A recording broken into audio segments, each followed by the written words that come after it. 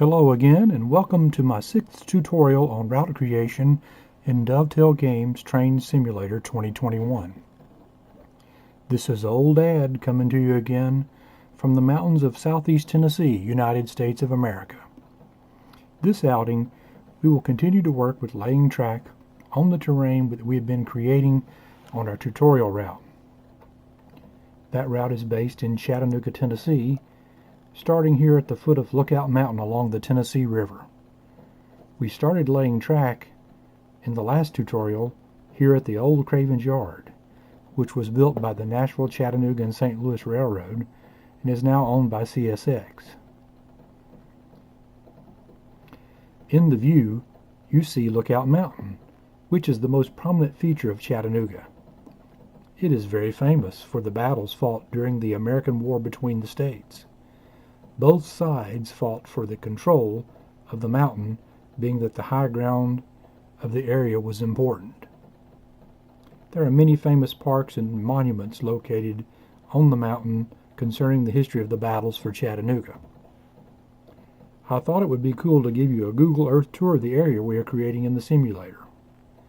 I have Google Earth set for the 3D images.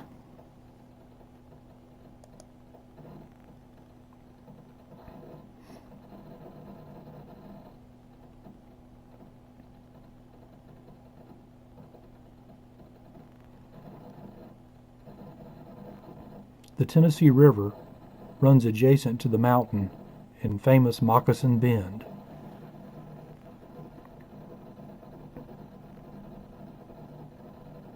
On your left is the Norfolk Southern Railroad approaching the tunnel through Lookout Mountain.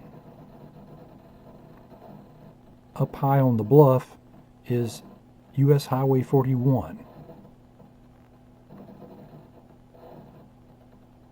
The railroad was originally built around the front of the mountain, and both the Nashville, Chattanooga, and St. Louis Railway, Memphis and Charleston Railway, and Alabama Great Southern Railway all used the same tracks coming into Chattanooga.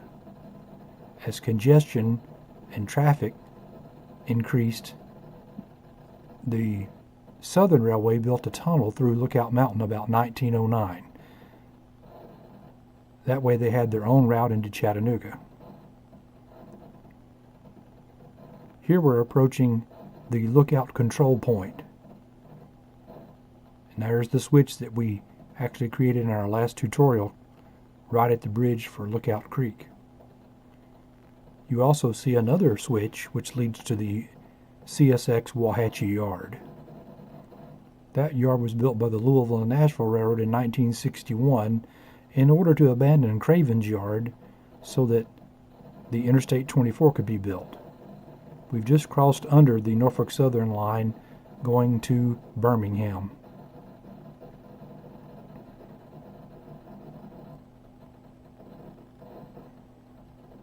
Now we're heading due south along Wauhatchie Pike.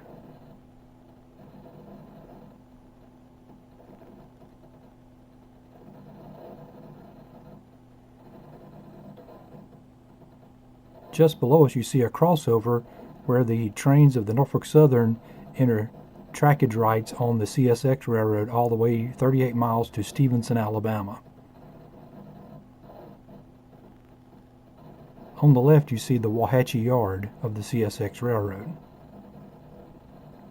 Here are the two railroads, the Norfolk Southern, Alabama Great Southern, and the CSX Chattanooga subdivision split as the AGS heads on to Birmingham and the CSX heads towards Nashville. We've begun to climb a 1% grade headed up to crossover Raccoon Mountain. This is the area that we're going to be beginning to create the grade and the track in tonight's tutorial.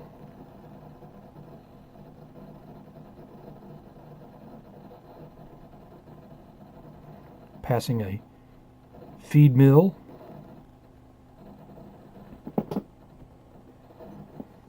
coming in against Interstate 24 again.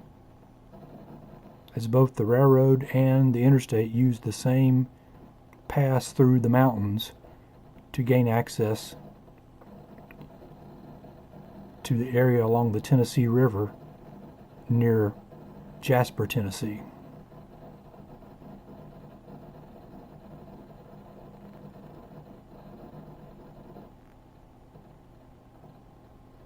Just wanted to give you some flavor of what we're going to be creating.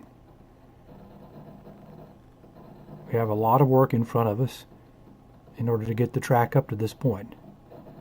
Won't guarantee that we'll get all the way in this tutorial, but we're going to try.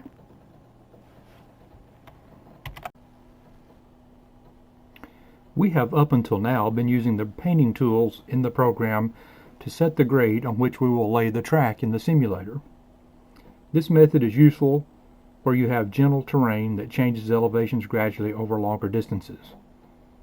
We will start out doing that in this tutorial, but quickly change over to another method that I use where the grades increase dramatically.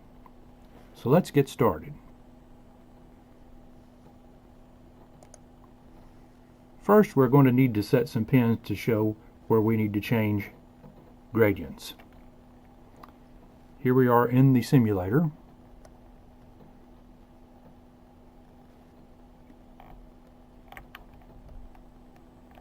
That's looking in the direction almost due south towards Georgia.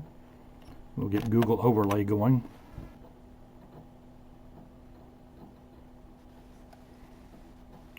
And while that's loading, we'll jump back to Google Earth and start to look at some elevations. Along about where we're starting out, the elevation's around 670 feet.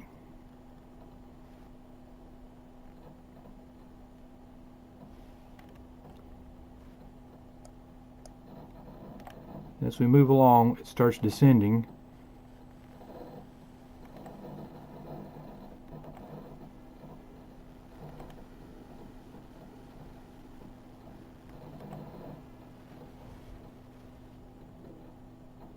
Before beginning to ascend once again, heading up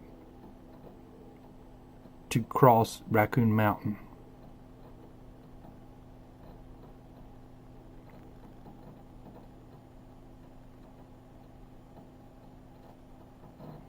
You get a lot of variations in there because of the trees. But it looks like we bottom out around 666 feet.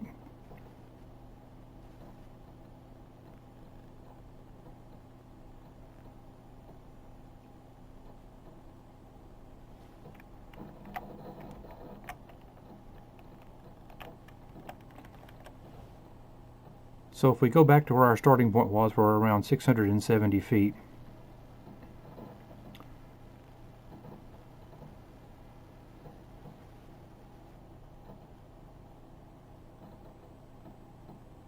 We see we start to descend right away.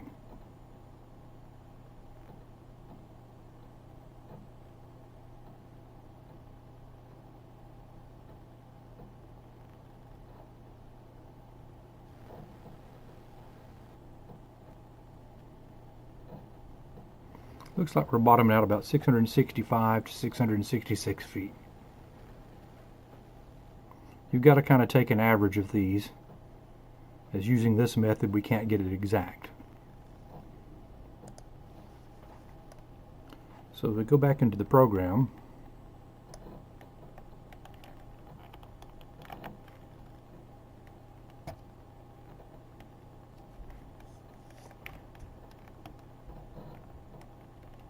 and we're looking in the program at the Google Overlay, we're going to find the point where we think it bottoms out.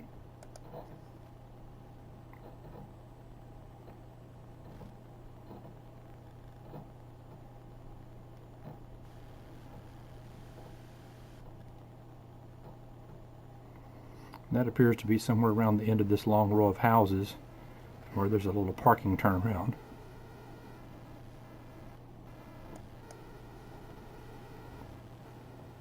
Or about right here. So let's add from the toolbox and our objects marker 0.01. We're going to say that's about where we bottom out.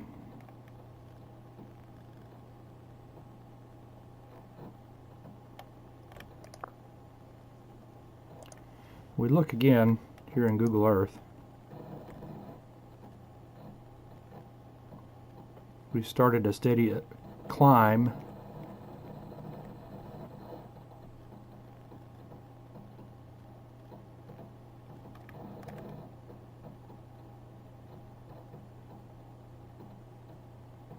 That reaches about 670 feet by the time we reach this railroad crossing.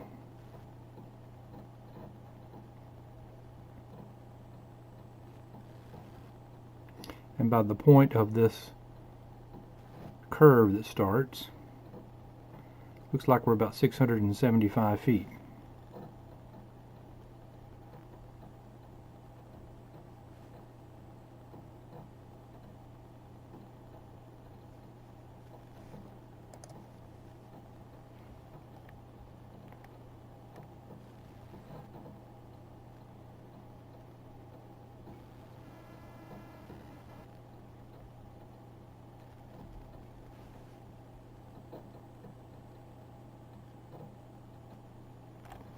So we'll set a pin there where we think it goes to about 675 feet.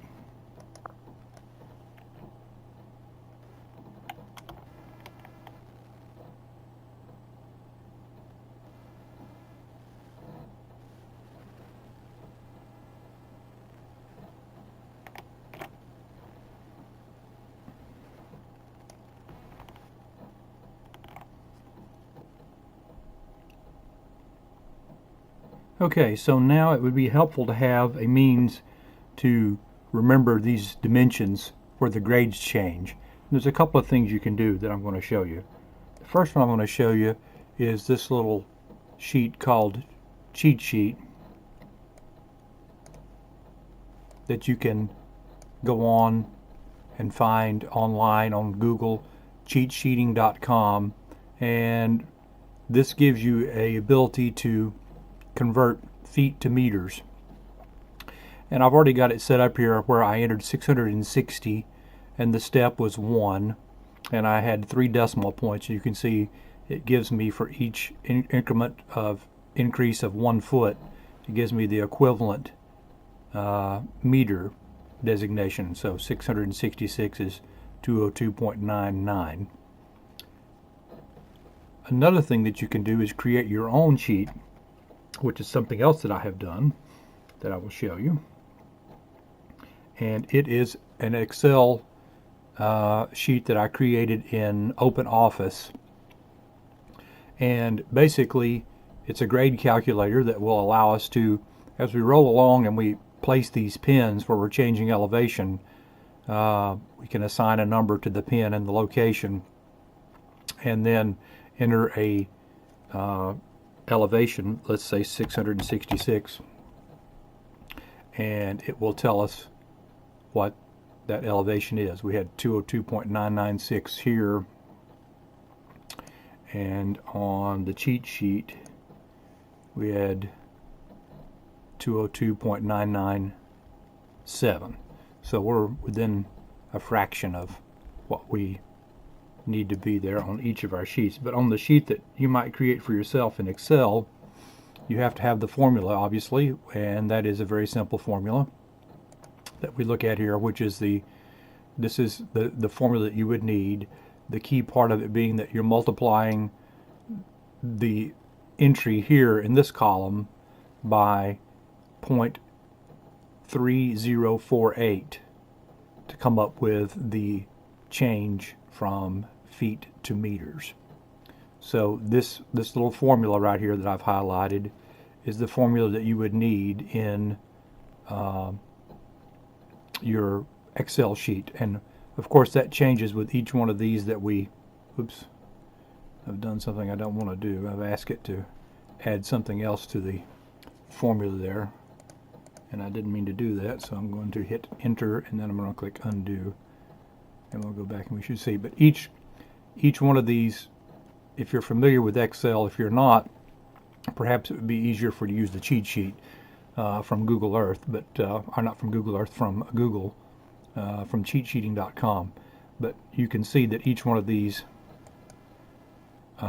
formulas changes to match the line that you're on. So the B5 refers to B number 5. If we go down one more, it's B6, and so forth. The key thing is you're multiplying this number by 0.3048 to come up with the total. So if we start here and we say, let's just back it down. We'll say 670 feet, 669 feet, 668 feet, 667 feet, 666 feet. And that gives us each of the points that we will change the elevation as we drop from 670 feet, the peak at 670 feet, down to 666 feet. And I have this set so it fits right beside my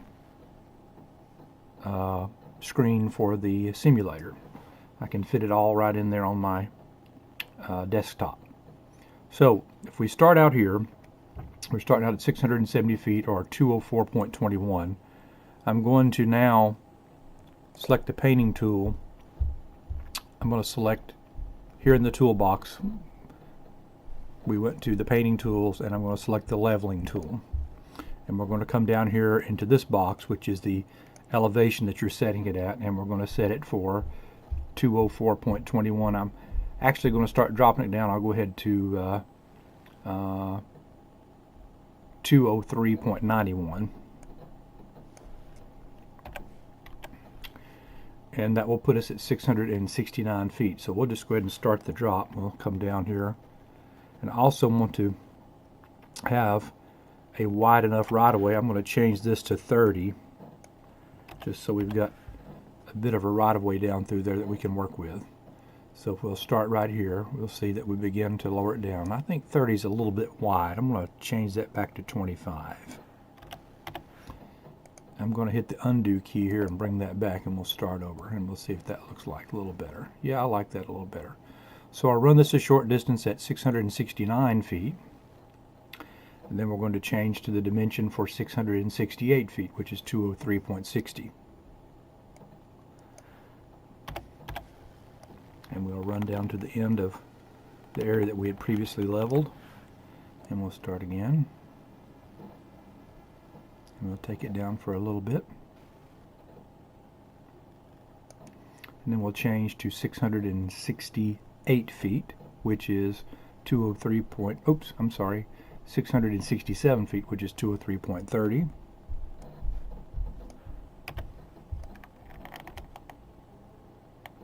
Again, we'll move down to the end of the area that we're going to set our grade, and just run it down. And as I mentioned before, this works for areas where the grade change is gentle and over a longer distance. When you get into a grade change that's a constant over 100 feet, say of 1%, it's kind of hard to do this because you'd be making these little adjustments very often. We're going to look at a different means of doing that when we actually get into the meat of the grade coming up after 670 feet. So we're at 666, that would be 202.996.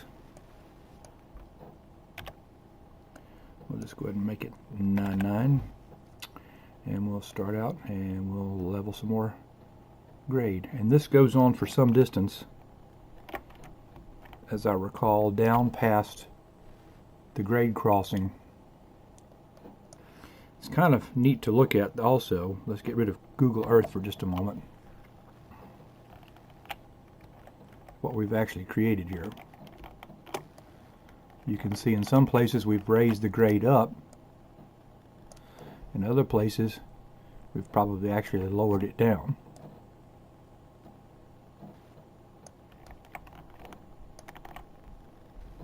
And the importance of having it on Google Overlay is so that you can see exactly where you need to be making these changes.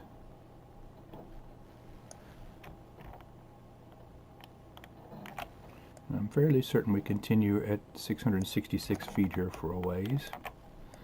Remember, I kind of averaged that out. It may dip down to 665, but it's kind of hard to get it exact. So let's see, we're at the first crossing. Let's go back in and look in Google Earth.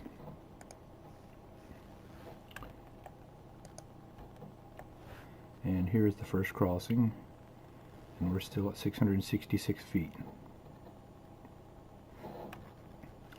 Let's see about where we need to pick it up. Looks like it continues 666 feet to about this location right here, where it begins to start stepping up rather quickly to 670 feet at the location of our pin. So I'm going to say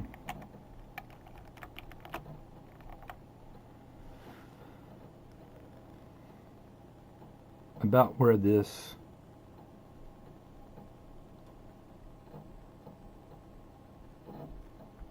building is here is where it begins to pick up. So let's go back to Train Simulator, and we'll pull out, and we'll see that we have the same building that we'll look at right here, and there's where we'll start picking it up. So we'll zip back down, and here we are at the crossing, and we'll continue rolling along.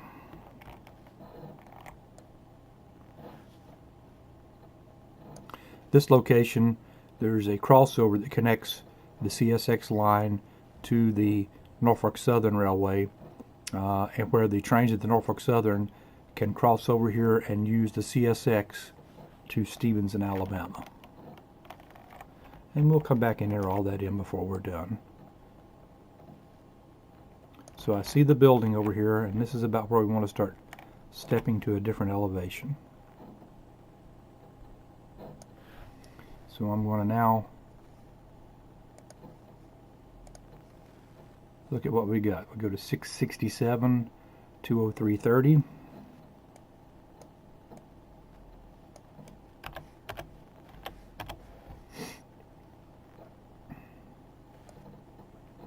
Do that a short distance.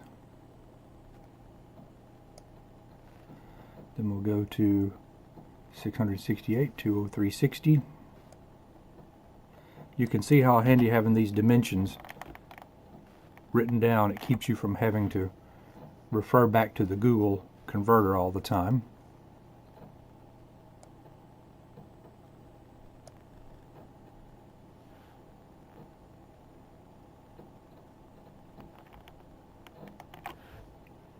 We'll now go to 203.91.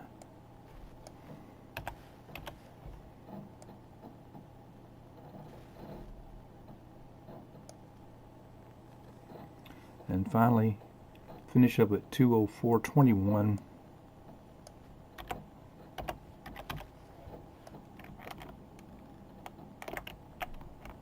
at the start of this curve.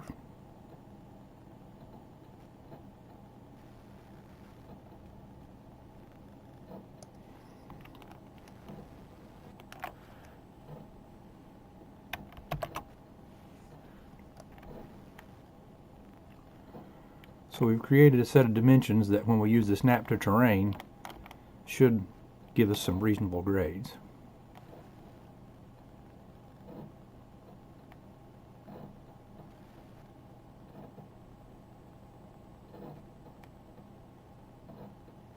We'll go back down to where we stopped laying track previously, and we'll move to the track tools, the linear object tool, and we'll start laying a little track. We're going to raise the speed here to 45. Let that snap into place. Now we're going to make certain that we have snap to terrain also checked over here, and I'm going to set a 0 grade.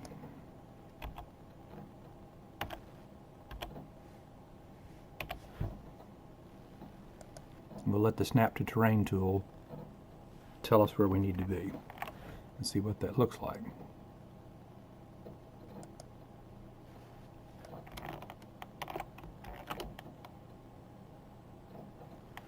It does look like it's holding fairly steady to the ground.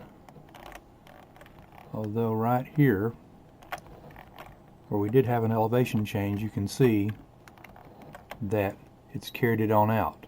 So what we need to do, I'm going to undo that, and I'm going to mark the spot here with a pen. I'm going to run the track down to that far, and then we're going to start a new section of track.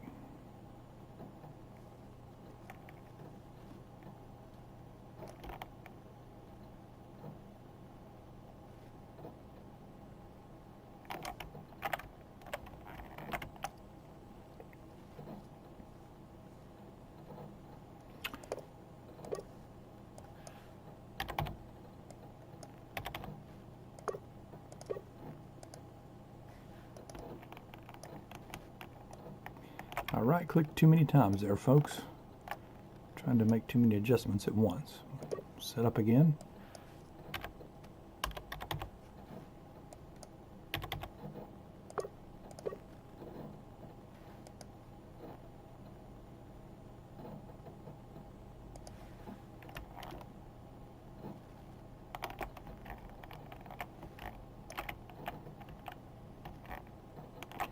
I'm going to right-click one time and then snap it back in, and let's see if it changes where we're heading.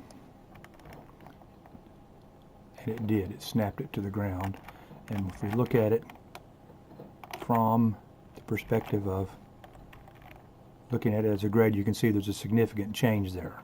I'm going to show you what to do to correct that.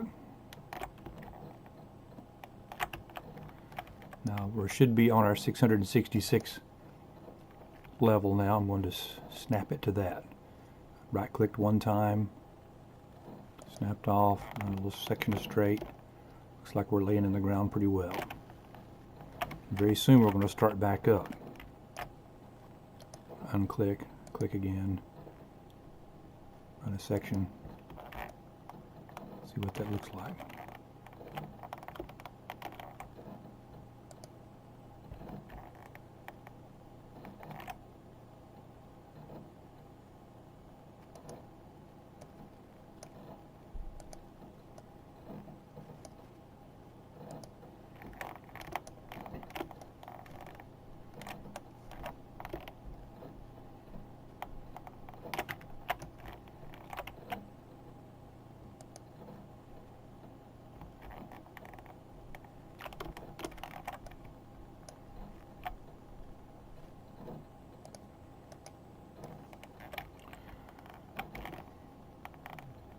One thing I didn't do is I didn't make certain that we're following the track on Google Overlay. So let's take a look. Because if you recall, the farther you go on a line with a slight deviation at the end of that line, it will be significantly off. It's just basic geometry.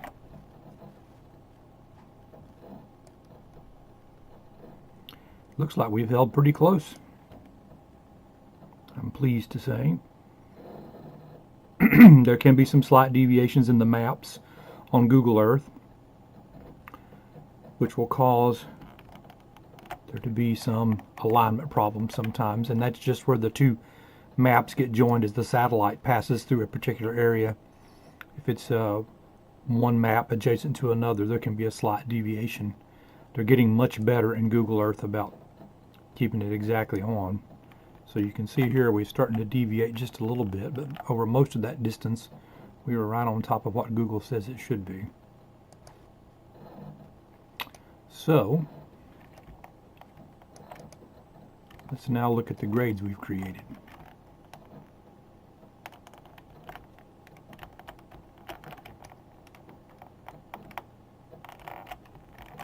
As we look back down through there, siding it like a TrackMan would, right on top of the rail, you can see where we run some deviation.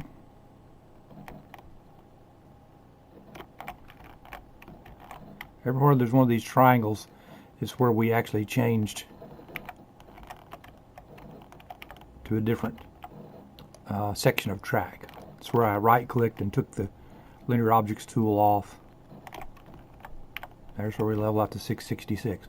Let's just highlight a piece of track and see what that grade looks like. So here we're at 0.1%. Here we're at 0.4%. 0.1%.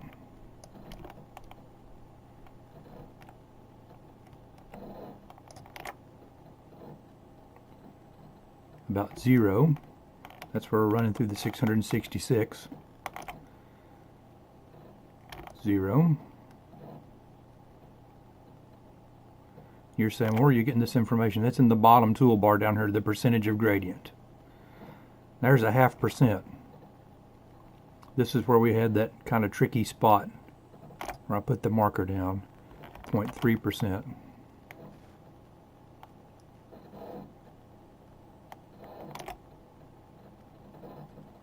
0.6%. Now, for the fun of it, let's go look in our profile chart for this section and just see what this method is doing, looking at what actually is produced in Google Earth. Now, the location that we're at is just west or railroad north of Lookout. Geographically, it's west. Railroad, it's north. So here's the end of the long curve where we stopped laying track the last time. This is the end of that long curve right here. And then we start the long straightaway down past the road crossing where we get to 670 feet, and there's the beginning of that curve. So we see we reach our peak here, and then we start down at a 0.6. Then it levels out to a 0.05 for a brief period, and then a 0.14, and then we go through that long period where there's really no grade. It's sort of 0.04. That's a very low percentage. That's where we saw 0. There's a little bit of a bump up right there where the AGS comes in that crossover from the Norfolk Southern over to the CSX, and then see there's actually a slight downgrade there in this old profile, and then we start up significantly, going up as much as 0.8 to the next location where we're at 660 feet, 670 feet, excuse me. So if we were to analyze all this, we would look at it and we'd say that having a 0.6 downgrade here is actually fairly prototypical. What we don't like to see, though, are these elbows where you have just a radical change in the gradient. So let's go to the gradient tool and let's set us a couple of marks on each side of that elbow.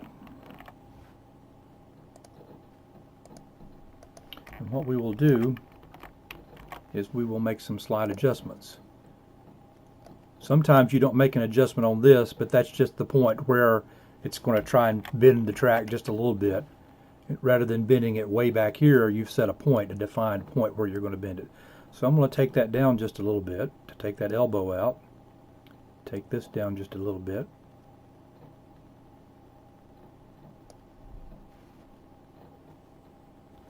We'll look at it again and see what it looks like.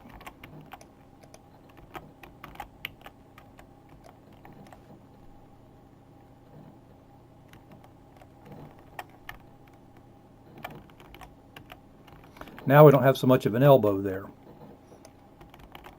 It's more gentle. And let's see what we change that downgrade to. It's still about a 0.6 and a 0.4 right there. We'll go a little farther down.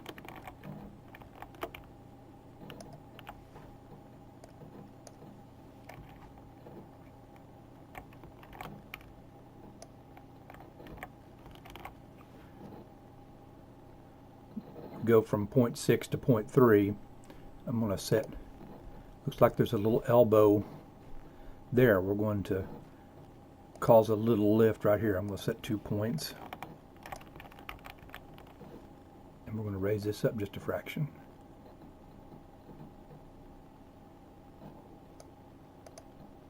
It becomes less of a elbow and more of a smooth transition.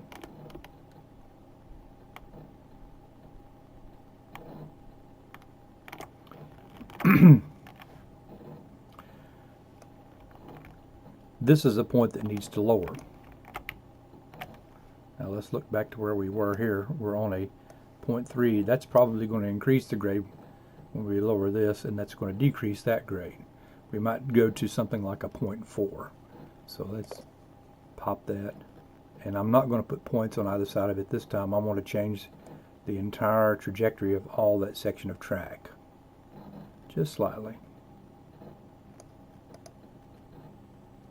Now I'm a 0.4 and I'm a 0.2 here. If I recall from the profile chart, which I'm cheating when I look at, but it's just for reference in this case. There was a 0.6 to a 0.14. So a 0.14, we could say it's close to a 2. Uh-oh, look what I did. I made a big boo-boo and I moved the track. We need to hit the undo key because lazy finger here had the left mouse button clicked down, and I highlighted that piece of track and then I drug it. Now let's hit the undo. That's why I warned you that learning to always look at the track you're working on, making sure you don't make a mistake. If you were in the process of running a long section of track you were proud of, that would be a crucial mistake.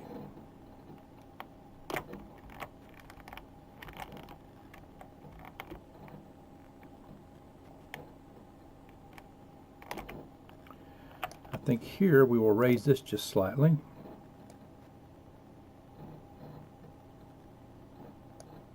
And then I may take a little elbow out right there. Bring up just that piece, just ever so slightly. The elevation change is marked down here in the information bar.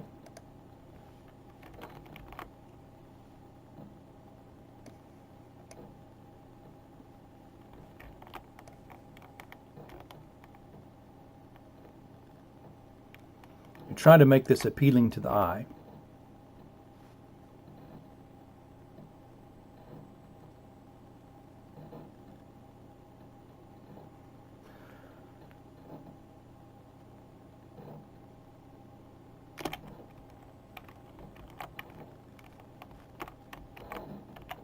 Sorry about bumping under the railroad sometimes.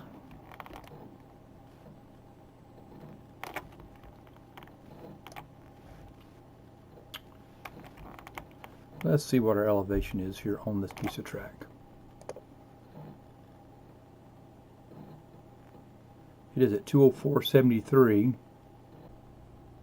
Okay, so at 204.73, I just realized that we don't have the right height on this. I made a boo-boo when I am setting up my chart here.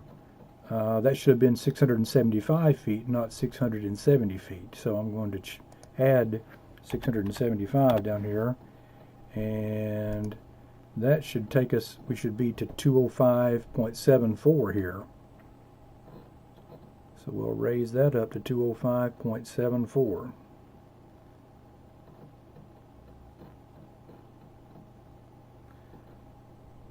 I just didn't keep my figures straight in my head when I was setting up my chart.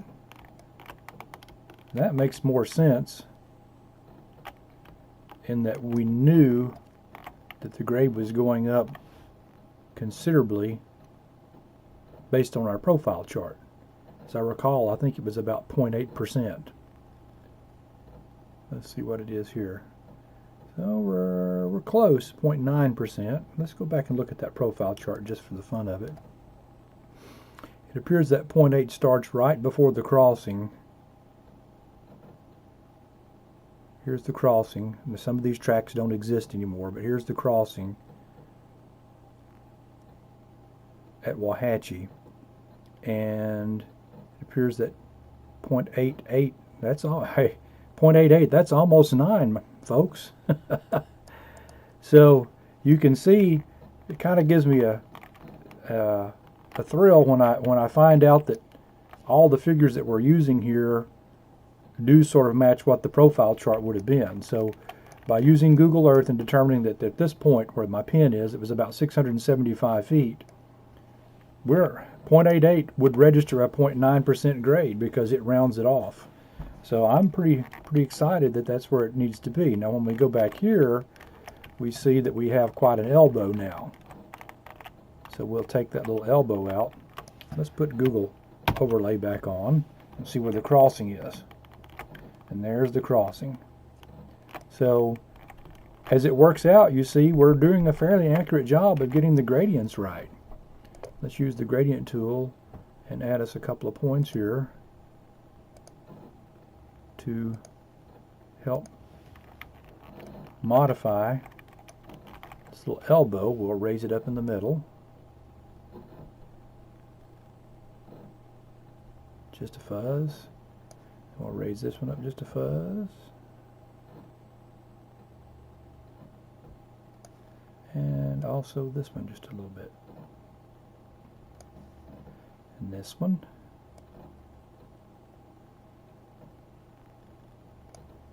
And this one.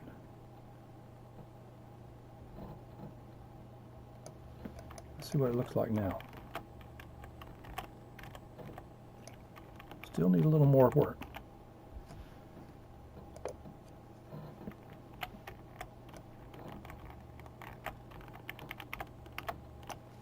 Looks like it's this one right here.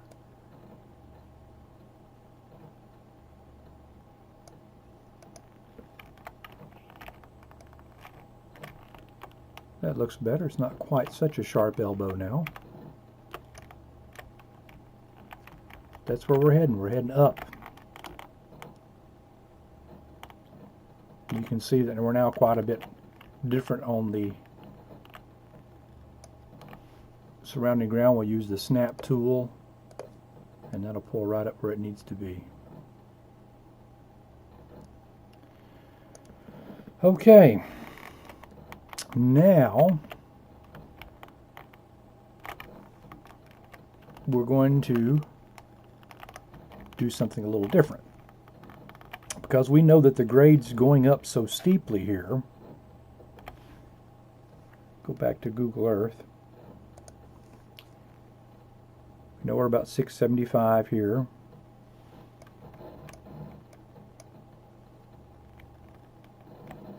At the end of the next curve,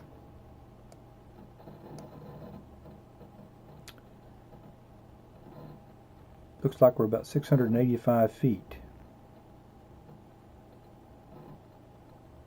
So over this distance from here to here, the grade is increased 10 feet. I don't know what that distance is, but it doesn't really matter. What I'm going to do is I'm going to put a pin at the end of this curve. Let's increase our overlay just a little bit so we can see it a little better. Go to the objects, A marker 01, and let's make a determination about where we think that is. I'm going to guess it's somewhere about right there. It's the end of the curve. So let's look at Google Earth just to confirm that. Try and get us some kind of a mark here that we will recognize. Got this little cut where there's a power line going through there, and I would say that's about the end of the radius. Go back to the simulator. I'm going to check my pin. I think I need to move my pin a little farther up the hill.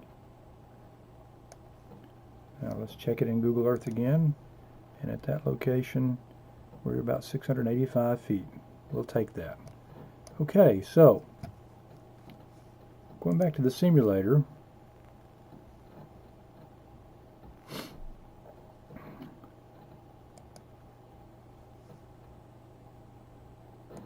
I lost my chart. There's my chart. I'm going to eliminate all of these numbers here. I'll make this one 675. And the next one will be 685 because that's where our next pin is. Now, let's go in the program up to a new reference point.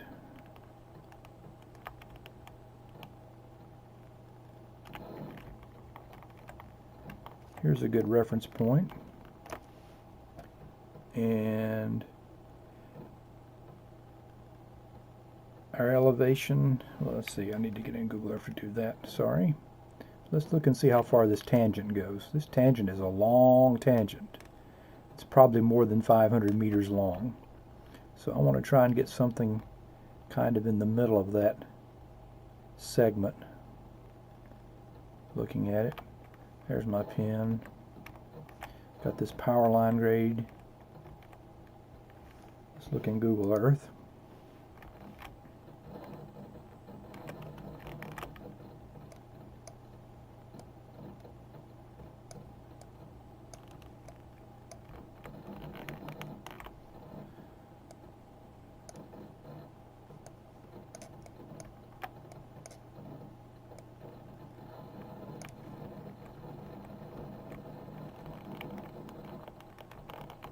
Sorry to be jerking around so much, but I'm trying to get a location here that we can use. Let's look in the simulator again. Let's back out of the simulator just a little bit and see where we're at. These maps are 2 different time periods, so we have different trailer arrangements in there. So I don't really want to pick one of those trailers. Here's a little turn back road right here.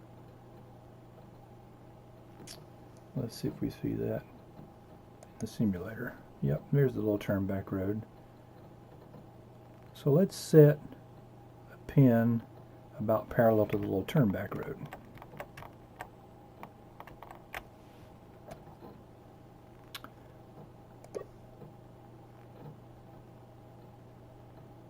And let's get us an elevation there in Google Earth.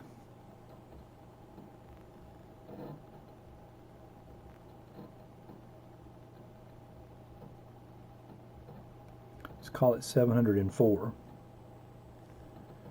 We'll add 704 as our next pin.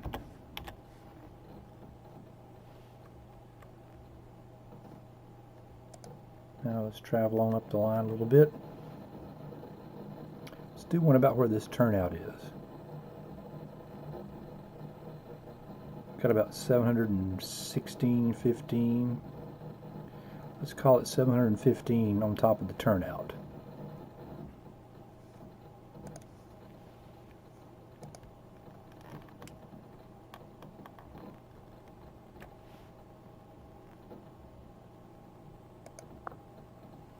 And we'll add 715 to our chart.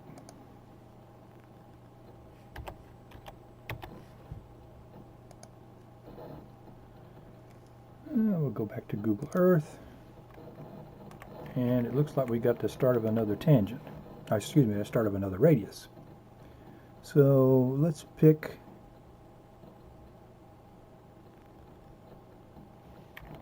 I'm always getting my movements confused between the program and what it is in Google Earth.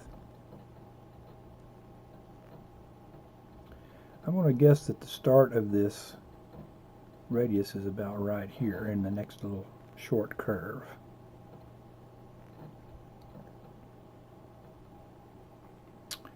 So looking there, let's see if we can find that in simulator. Different era maps. We'll say it's somewhere right around in here. So this is all tree covered, and this is our fall. This is a fall map, and this is a summer, spring map. So right in that location right there, we're about 730 feet. So we'll call that one 730 feet.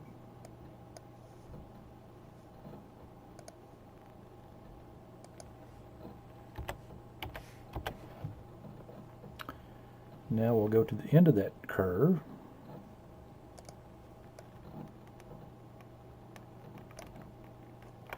Go into another tangent.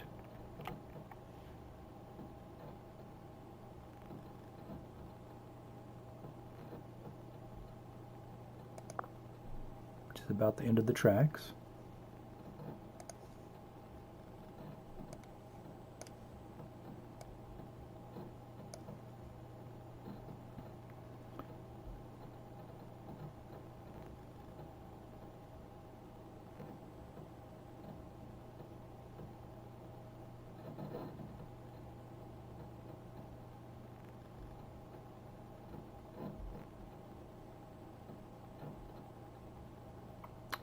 We're getting some conflicting numbers there. I'm going to stick with the lower numbers. I'm going to say it's about 735, 736 feet there, which looks a lot more in that distance appropriate than the 750s that we were getting there. So we'll say that's 736.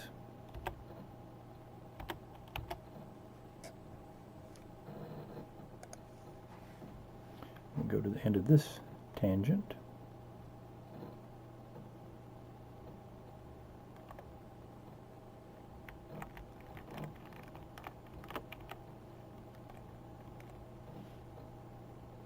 I guess that's somewhere about right there, about the middle of that triangle area of pasture.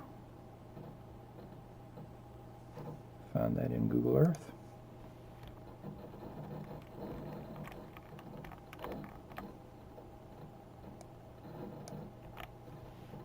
About this area right here.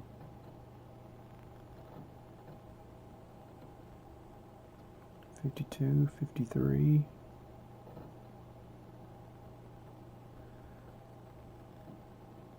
Let's call it 752.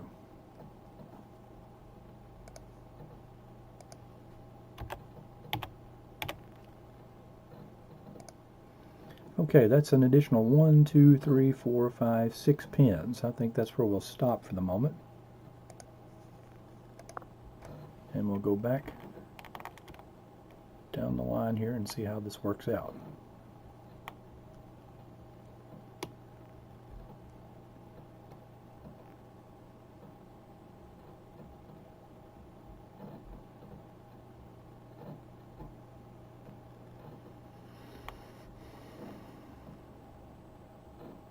Now we're sort of changing up our method that we're using by doing the pins as opposed to actually leveling the grade. Okay, we're up to about 53 minutes, so I want to bring this tutorial number 6 to a close, and we will continue doing this laying track on the grade in tutorial number 7, and we'll get it a couple of more miles down the line headed towards Raccoon Mountain. So please join me for the next tutorial, and I thank you for watching. I appreciate your patience, and I hope you're enjoying these tutorials. They're long, I realize that, but it's the best way I can show you how to create a route. So thanks again for watching, and we'll see you next time.